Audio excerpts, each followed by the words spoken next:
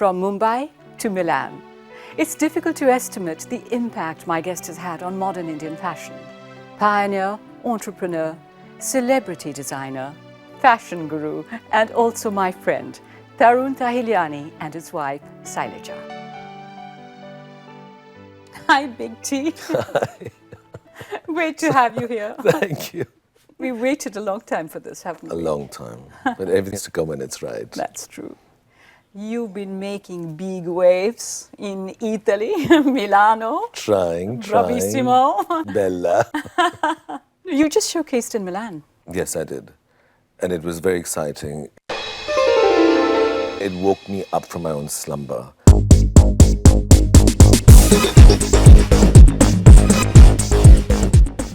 They said, no, Italian women don't want this shape. They want this. Even if they're 60, they like to show their body. I mean, we were getting pieces done literally till that plane left. But you love living like that. I don't like living. I keep thinking now I'm growing older, I'm wiser, and I have more experience, and I'm going to get over this. And No, that would be boring for you. You know, it's dull. Well- But tell me, Tarun, why do men mostly design clothes for women? Good question. I think traditionally, men have been out there in all these professions much more than women, but now there are a lot more women coming into the industry. No, but still, basically, the big guns are all men. Why? I mean, like a female gynecologist, wouldn't a female designer know better what would make a woman comfortable? But aren't the best gynecologists men? Again, I ask you, why this? Why does this happen? Well, I think that men are able to take more risks when it comes to designing for women than a woman would for herself. Women will always evaluate it, saying, would I wear this? No, this is too this is too much, this is too little. I think men can push a limit on a woman's body, I think a man can make her shake. How comfortable can he make her? but he doesn't care most of the time. And that's why he can be much more outrageous. A lot of male designers don't care. Who do you think women dress for? To please themselves or men? I think to please themselves and to please each other. They Really? compete with each other. Most of the time, the men don't even notice. Really? I think so. And men? Men, I think, dress much more for themselves. Most men aren't terribly bothered. If a man walks into a room and sees 20 men in an identical suit, he's not going to care at all. But if a woman walks in and sees 3 women in the identical outfit, she is going to flip out. Tell me, is your work structured around what interests you or what you think interests others? Now, my work has, fortunately or unfortunately, been structured mostly around what interests me. There's not a huge demand for beautifully draped clothes, but I love it, so I'm going to keep doing it. Do you have an ideal woman in mind when you design? In terms of an attitude, yes. Show me a template of a Tarun Tahiliani woman. Who is she? The most important thing has a sense of herself, you know. She's reassured and strong enough to not be completely governed by the vagaries of fashion. She's not in a huge competitive rat race. She's slightly whimsical. How old is she? She's actually, oddly enough, she's older. She could be anywhere between 30 to 50, 55, 60, you know. I mean, some of the older women I see today, they carry themselves well. They're not trying to be a J-Lo or whatever the next hot trendy thing is, you know. They could be dressed in something for 10,000 or, 2 crores or whatever, but, they carry themselves a certain way. But the Tarun Tahiliani woman has to be rich. Because she can't afford your clothes. Not necessarily. Come on, how much do your clothes range from? Well, you can get a great jewel T-shirt for 8,000, 9,000. The upper end? But that's more bridal. You can spend whatever.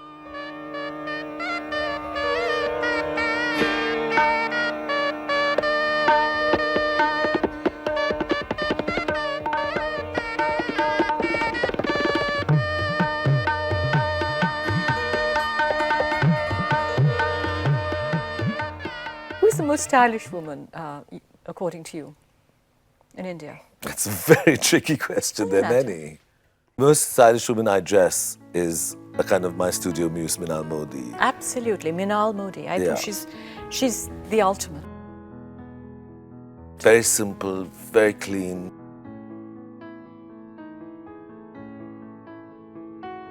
Very chic. Yeah. You've dressed a lot of stars. I mean, we've dressed Ash, we've dressed you, which is when we first became friends, Jemima. Is there any woman you'd like to style and haven't? Well, I still think it would be really fun to do a great stylized shoot with Rekha in this country. Why Rekha? Because she likes playing the siren and she can exude something from within, you know. What has been your biggest fashion mistake? I'm sure it's been many. I think that I was carried away in the 90s by the whole embroidery thing, where people were willing to suffer 25 kilos to go out to dinner, you know. And I think that it took me away from the core of who I am as a designer. Have you ever seen another Indian designer's work and said, oh, I wish I'd thought of that? Oh, I'm sure I have many times. I mean, I'll never forget seeing something that Hemant Trivedi had done at his peak. He really did the first Indo-West, really smart fusion. And I thought, God, I thought it was stunning. Okay. If you could change one thing about the way Indian women look, what would it be? I think the thing I changed the most is this sort of huge hybridness that's developed in trying to be very Western and very Indian at the same time. I mean, I've seen Indian women in Mickey Mouse t-shirts with Bulgari necklaces, you know, and that's really heinous, you know what I mean? If you're going to wear that damn Mickey Mouse t-shirt, just wear it with a pair of jeans and run around, it's okay. But to have the nut, the bindi, this thing on your neck and this thing, and then to have a Mickey Mouse t-shirt, it's this kind of thing that drives me crazy, you know, it's really awful. You know, Tarun, I always feel that magazines reflect their editor. Yeah. And films always reflect their maker. Obviously, your clothes will reflect you. So how would you describe your clothes in relation to your personality? I like things being larger than life. I like things being a bit over the top. I like people who are over the top. I like dinner tables that are over the top. I like a lushness to life. And that has to be reflected in the clothes. You know, I've been to your home, which is very beautiful and elegant. It's not over the top. So your clothes may be over the top sometimes. But no, I think that if you look at it now, Look at you dressed now. You're not over the top. it's different. You design on a broader canvas. I think your clothes are not so much you as your flight of imagination. Well, I think they're beginning to converge. Yes. You know, I've done lots of rags to riches stories, but this is the first time I'm doing a riches to rags story with you. I wouldn't quite say I came from riches, but... No, you come from a very wealthy background, from your mother's side. Well, she grew up with great wealth. Basic and engineering fortune. It was a fortune apparently in the 50s and the 60s. Your father, Admiral Tahiliani, he was Chief of Naval Staff and Governor of Sikkim. Yeah, You got a combination of wealth and official position. yes. How much did that shape you? I think it shaped me a great deal. It was a great privilege to grow up being exposed to, I mean, just peaks of wealth versus growing up mostly in the services where everyone had the same house, the same MES furniture. And what mattered to people was not what clothes they wore, jewels or cars, but who they were and what they did. My father always said, I want to be here. I have a sense of pride, I have a sense of discipline, I have a sense of commitment, I'm doing something for my country. And these are kind of things you don't hear too much in the civilian world, you know. I look at my children and say to them, I wish I could have brought you up in the services. The value system. It's a value system. Tarun, you were also very privileged. You had a dream education. Doon, Vassar, Stanford, Wharton Business School. Doesn't get better than that, does it? Well, if I had to rewrite my education graph, it would be Doon, and then I would go straight to art school. Art school. Because these were the subjects that interested me, you know. It was very difficult back then as a parent, you know. It's okay, you have a daughter and she likes these things and, you know, she's going to get married. But when you think of a son, what is he going to do with this, you know? When I won the Best Artist Prize in school, my English professor came to me and said, it's great, but where are you going to get drawing high fashion models? That's right. Apart from being a very qualified engineer, your mother was a very fashionable woman who came on magazine covers. Yes. Because she was also the first female engineer at VJTI in Bombay. And apparently when she was admitted there, they had to build a special loo for her because there were no women who went there at that time. Yeah. And it was quite funny because at the same time, she had this kind of passion to look good. She modeled apparently. So actually your mother is the genesis of your design aesthetic. Yes. My first exposure to fashion in a very quiet, subliminal way was just from growing up around her. And plus, I always had an eye for it. I was always interested in it, you know. She would ask your opinion, apparently, about... All the time. And it also to the point that it became a nightmare because it'd be like, Mom, I don't like what you're wearing, go change. You can't go out like that. I suppose at some point, my opinion became important to her, you know. And you were very good friends. Very good friends.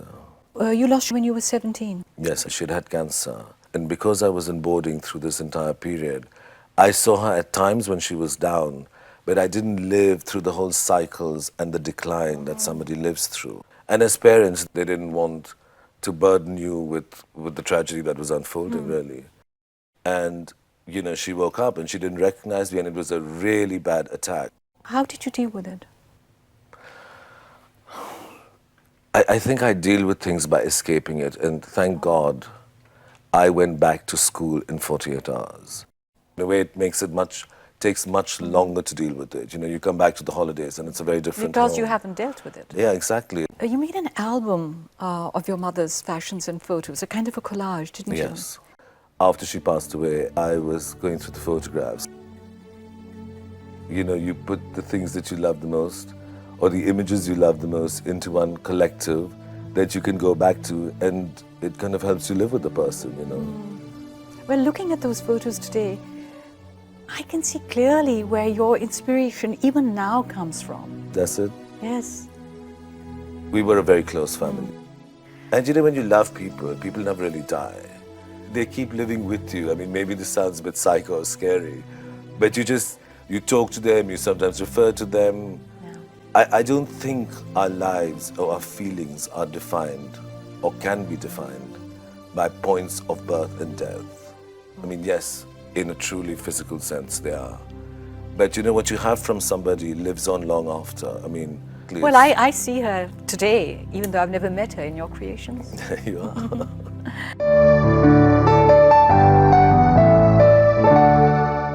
Hi, Sal. Hi, Simi. It's lovely to have you here. Thank you. You know, you belong to a rare breed, the wife of a fashion designer. Very few of you in the world. Well, first of all, he wasn't a fashion designer when I met That's him. Maybe it would have been otherwise if I was. He was anything been but. another story.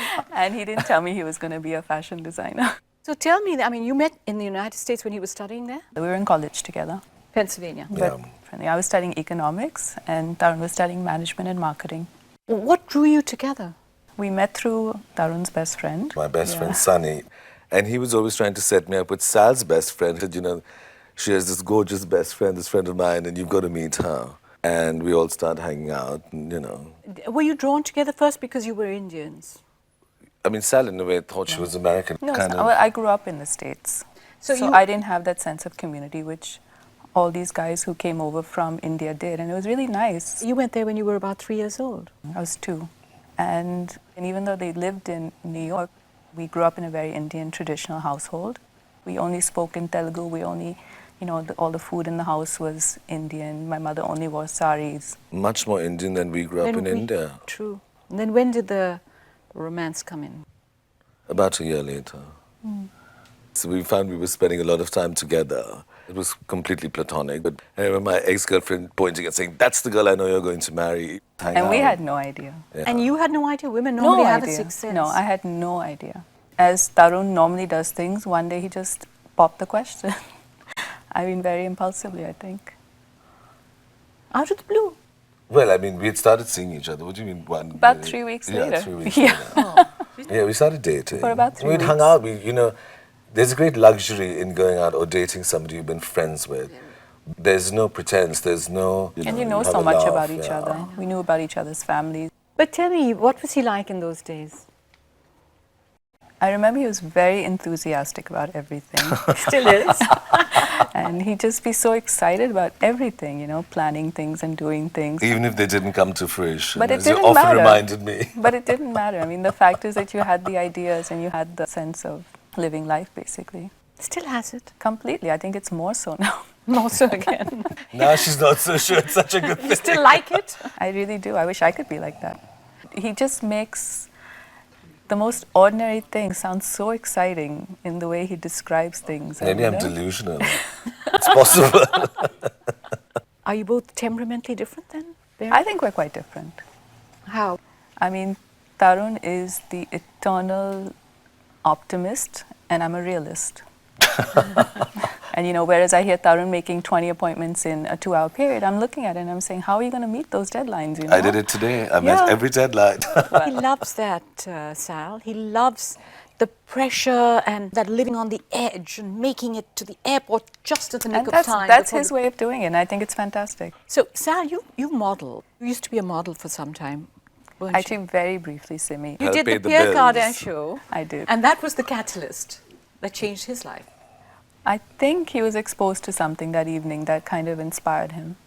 Yes, it really was. I mean, that the whole aesthetic. This was, for me, it combined theatre, fashion, and it galvanized me. How did it play with you, his wanting to change from business to fashion designing? Oh, I mean, I was all for it. You know, you should do what makes you happy. I think he's so lucky that he's found a career that he truly loves, as opposed to when he was selling oil field equipment and be so unhappy. Yeah. I mean, I couldn't imagine growing old doing that, you know? I mean, his whole life is transformed. He's lucky. That's true. Tell me, what percentage of the clothes you wear are designed by Tarun? I mean, as far as my evening wear and my wedding wear and all that goes, it's only Tarun. Only. Unless I'm wearing Western clothes. Do you wear your own clothes? Yes, I do. No Versace? Not Versace so much, Armani. Is there pressure on you, considering he's your husband, to always showcase him? Well, I don't really Sal I made quite it enjoy very clear a long time back that she was not going to change the way she was or be this baby doll to make me happy or to keep people... No, I mean, is it all right if you go shopping and you're just looking a mess? Have you seen me go shopping? No. a Yeah, a mess. mess. A complete mess. Okay. You've been married 18 years? This December will be 18. Has living with Sal changed you? Well, I mean, she's tempered me a great deal because in between, you know, I have to say that honestly, I was a bit carried away by the whole Gaga party, you know, the whole bright lights, big city world. And whereas, you know, your partner could either come in and just dive into it, which is suicide for both, or just let she you... didn't. No, not at all. I mean, just not interested. Is it easy being married to you? No, I would... Well, I don't know. Maybe you should answer that. First, you answer the question. I want to hear your answer. Well, you know, I have to admit it's not. Because I'm a bit ziddi, you know, and I have these kinds of notions that I have to get done, and, you know, I'm hyper, you know, sometimes, and everybody else bears the brunt of it. I'm He just is a telling you what workaholic. But artists are not easy to live with, ever. How? Well, I wouldn't say he's difficult as a husband. He's probably difficult as a creative person. And, you know, he tends to integrate everything into the home life, which is sometimes not ideal for us at home. I think there should be a little bit of separation. Better do that. I think so. Try. Well, in a few years, the kids will go off to college, then it'll be... Then it will be what, better? Or? Then you won't Worse. mind so much worse. Can't get much worse, says he. But what bugs you about him? Well, sometimes, I mean, he's can be honest. not the timeliest of people. I mean, you know. We've had our battles on that. Huge battles. and I was only 4 hours I- late. Not today. Not Today so. he's been absolutely punctual, but we've had problems I'm on talking about... that. So you understand. Yeah. I feel that work should be kept separate and home life should be kept separate, and that doesn't always happen with us. No, I You want carry to your work. work home, design sketches, Yeah, I and do. you start sketching at home. Well, sometimes I do because it's much more peaceful at home. I mean, you know, it's my home. I feel that's fine. Which it is fine, except I that know it is fine, but I'm just saying it's disruptive. I mean, or whatever. But I have to take her side. I think she's right. There has to be one place which is just home. yeah, but you know, these definitions don't exist in my head. I mean, I can't separate things. I can't switch off here and switch on there. Things have to just flow. Have you made a lot of adjustments being married to him? Not really, because by nature and my temperament is very accepting and is very, very flexible. But just being married and being a mother, I think you do make a lot of adjustments. You have two boys, 15 and 13, growing up in modern India. What do you worry about the most? Well, for me, it's just too much affluence, too much exposure. I'd much rather have seen them being simple in a sense than being exposed to everything on television. I don't know what they're seeing on the net. They've traveled much more. I mean, I agree with Tarun. I think here, especially in Delhi, there's just too much showing of affluence. And that, I think, I worry will erode the values that that we believe in and that we want the children to imbibe. It's peer pressure, I mean, as much as we can tell them what we think is right and what we think is wrong, but they do have this very strong influence that's coming from all sides of them. It's the value system again. It's the value system, which is not something that I'm in complete agreement on. And this whole value system of consumerism, chasing labels, brand labels, all these things, considering you are... Ironically, yes. I know, the irony isn't lost on me. Well, I didn't go out there to be a brand. I went out there to do something I love. I realize it represents a lot of things that the value systems that we're decrying are pining for.